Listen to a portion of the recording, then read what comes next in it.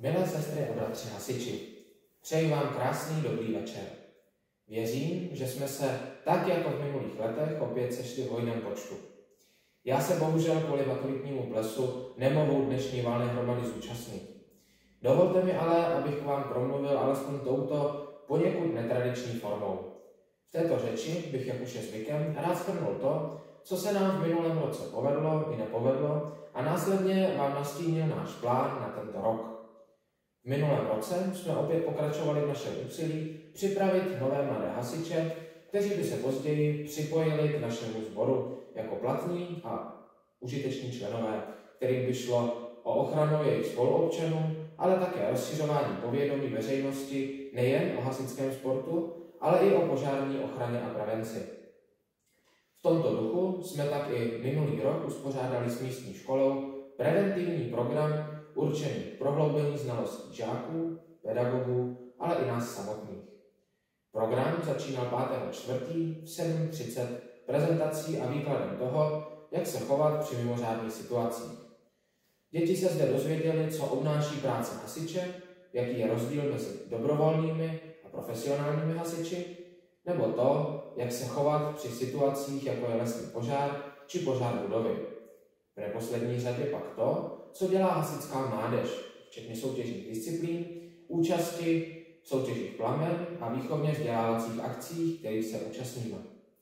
Po prezentaci se děti se svými vyučujícími rozešly do tříd, ze kterých se ale museli v zápětí evakuovat kvůli nahlášenému cvičnému požáru na toaletách. K cvičnému požáru byla zavolána JSDHO České Heřmanice, která zabezpečila celou školu a situaci zajistila. Po návratu do školy ještě jeden ze školitelů prošel s paní ředitelkou školu a upozornil na možná zlepšení požární ochrany. Všichni se poté přesunuli do hasičské zbrojnice, kde na ně čekal připravený program.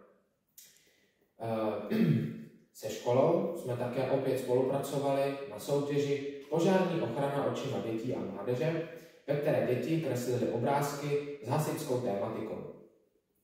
V březnu nás také čekaly tradiční zkoušky odbornosti, ve kterých mladí hasiči ve věku 6 až 17 let prokazovali své znalosti testem a ústní zkouškou.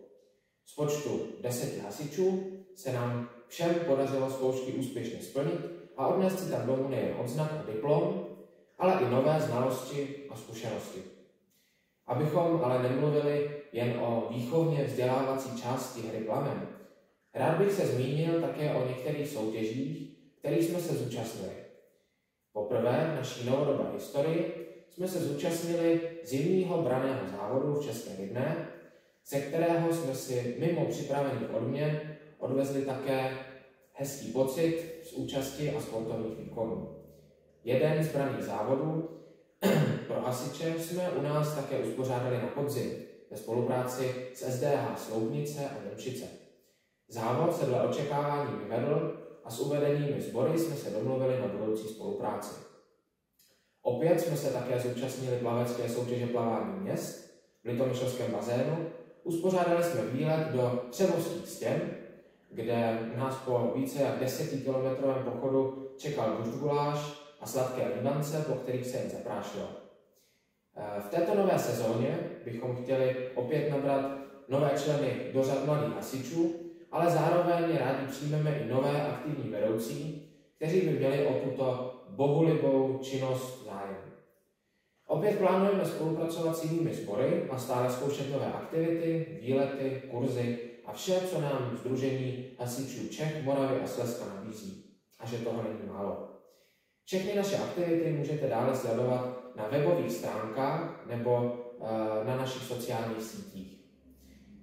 Nyní mi už nezbývá nic víc, než poděkovat všem vedoucím a instruktorům za obětavou a někdy lehce frustrující činnost, která ale má smysl, který nám dokazuje dětský úsměv a radost z osvojení nových věcí. Rodičům a dětem potom děkuji za jejich podporu a důvěru při zvolení právě našeho kroužku. Vám všem děkuji a přeji úspěšný nový rok 2025. Krásný večer.